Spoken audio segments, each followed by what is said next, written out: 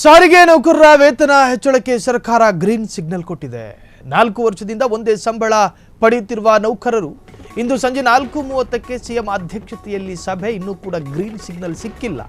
ಸಾರಿಗೆ ನೌಕರರ ವೇತನ ಹೆಚ್ಚಳಕ್ಕೆ ಸರ್ಕಾರ ಗ್ರೀನ್ ಸಿಗ್ನಲ್ ಕೊಡುತ್ತಾ? ಅದು ಪ್ರಶ್ನೆ. 4 ವರ್ಷದಿಂದ ಒಂದೇ ಸಂಬಳ ಪಡೆಯುತ್ತಿರತಕ್ಕಂಥ ನೌಕರರು ಇಂದು ಸಂಜೆ 4:30ಕ್ಕೆ ಸಿಎಂ ಅಧ್ಯಕ್ಷತೆಯಲ್ಲಿ ಸಭೆ ನಡೆಯುತ್ತೆ.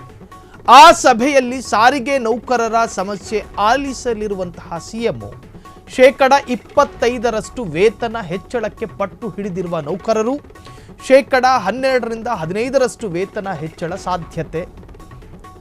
ರಾಜ್ಯದ ಸಾರಿಗೆ ನಿಗಮಗಳಲ್ಲಿ 1.10 ಲಕ್ಷ ನೌಕರರು ಕೆಲಸ ಮಾಡ್ತಾ ಇದ್ದಾರೆ. ಬಿಎಂಟಿಸಿ, ಕೆಎಸ್ಆರ್ಟಿಸಿ, NWKSRTC, KKRTC ಹೀಗೆ ಸಾಕಷ್ಟು ನಿಗಮಗಳಿದ್ದಾವೆ. ಸಾರಿಗೆ ನೌಕರರ ವೇತನ ಹೆಚ್ಚಳಕ್ಕೆ ಸರ್ಕಾರ ಗ್ರೀನ್ ಸಿಗ್ನಲ್ ಕೊಡುತ್ತಾ? ನೌಕರರನ್ನು ಕಾಡ್ತಿರ್ತಕ್ಕಂತಹ ಪ್ರಶ್ನೆ, ಜೊತೆಗೆ ಸಾರಿಗೆ ನಿಗಮಗಳಿಗೂ ಕೂಡ ಕುತೂಹಲವನ್ನು ಮೂಡಿಸಿರುವಂತಹ ಪ್ರಶ್ನೆ. ಇವತ್ತು ಸಂಜೆ ಸಿಎಂ ನಾಯಕತ್ವದಲ್ಲಿ ಅಥವಾ ಅಧ್ಯಕ್ಷತೆಯಲ್ಲಿ ಸಭೆ ನಡೆಯುತ್ತೆ. ಆ ಸಭೆಯಲ್ಲಿ ನಿಗಮಗಳ ಕುಂದು ಕೊರತೆಗಳ ಬಗ್ಗೆ ಮಾತನಾಡಲಾಗುತ್ತೆ. ನೀವು ಸರ್ಕಾರಿ KSRTC, BMTC ಹೀಗೆ ಸಾಕಷ್ಟು ನಿಗಮಗಳ ಬಸ್ ದರವನ್ನು ಜಾಸ್ತಿ ಮಾಡಿದ್ದೀರಿ. ಪರಿಷ್ಕರಣೆಯ ಹೆಸರಿನಲ್ಲಿ ಕಟ್ಟಕಡೆಯದಾಗಿ ಪ್ಯಾಸೆಂಜರ್ ಜೇಬಿಗೆ ಕತ್ತರಿ ಅಲ್ಲ ನೀವು ಹಾಕಿದ್ದು, ಕತ್ತಿನೇ ಹಾಕಿದ್ದು. 2 ರೂಪಾಯಿ ಜಾಸ್ತಿ ಮಾಡಿದ್ರಿ. ಮಿನಿಮಮ್ 5 ರೂಪಾಯಿ ಇತ್ತು, ಈಗ 7ರಿಂದ 8 ರೂಪಾಯಿ ಆಗಿದೆ. ಜಾಸ್ತಿ ಮಾಡಿದರ ಹಿನ್ನೆಲೆ ಏನು ಅಂತ ಕೇಳಿದ್ರೆ ನೌಕರರಿಗೆ ಸಂಬಳ ಜಾಸ್ತಿ ಮಾಡಬೇಕಿತ್ತು ಅಂತ ಹೇಳ್ತೀರಿ. ಎಲ್ಲಿ ಜಾಸ್ತಿ ಮಾಡಿದ್ದೀರಿ?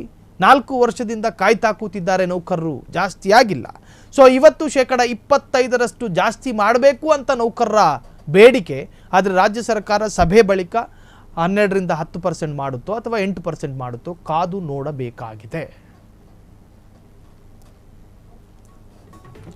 ಸಾಕಷ್ಟು ನಿಗಮಗಳಿದ್ದಾವೆ. BMTC, KSRTC, NWKSRTC, KKRTC. ಈ ನಿಗಮಗಳ ನಿರ್ವಹಣೆ, ಆ ವೆಚ್ಚವನ್ನು ನಿಗಮಗಳೇ ಭರಿಸಬೇಕು. ಇನ್ನು ನಿಗಮಗಳಿಗೆ ಯಾರು ಕೊಡ್ತಾರೆ? ನಿಗಮಗಳ ಅಂಡರ್ನಲ್ಲಿ ವ್ಯಾಪ್ತಿಯಲ್ಲಿ ಸಂಚರಿಸುವಂತಹ ಬಸ್ಗಳಲ್ಲಿ ಸಿಗಬಹುದಾದಂತಹ ಆದಾಯ, ಆ ಆದಾಯದಲ್ಲಿ ಸರ್ಕಾರಕ್ಕೆ ಎಷ್ಟು ಟ್ಯಾಕ್ಸ್ ಕೊಡಬೇಕು ಅದನ್ನೆಲ್ಲವನ್ನು ಕೂಡ ಕಟ್ ಮಾಡಿಕೊಂಡು ನಿರ್ವಹಣೆಗೆ ಎಷ್ಟು ವೆಚ್ಚವನ್ನು ಇಡಬೇಕು ಎಲ್ಲವೂ ಕೂಡ ಕೌಂಟ್ ಆಗುತ್ತೆ. ಸೊ ಅದರಲ್ಲಿ ಕೆಲಸ ಮಾಡ್ತಕ್ಕಂಥ ನೌಕರರ ಸಂಬಳ ಅವ್ರನ್ನ ಸರ್ಕಾರಿ ನೌಕರರಂತಲೇ ಹೇಳಬೇಕು. ಕೆಲವೊಂದು ಎಲೆಕ್ಟ್ರಿಕ್ ಬಸ್ಗಳಿರ್ತವೆ, ಕಾಂಟ್ರಾಕ್ಟ್ ಬೇಸ್ನಲ್ಲಿ ಡ್ರೈವರ್ಗಳನ್ನು ತೇರ್ಗಡೆ ಮಾಡಲಾಗುತ್ತೆ. ಅದನ್ನು ಹೊರತುಪಡಿಸಿ ಉಳಿದವೆಲ್ಲವೂ ಕೂಡ ಸರ್ಕಾರಿ ನೌಕರರೇ ಆಗಿರುತ್ತಾರೆ.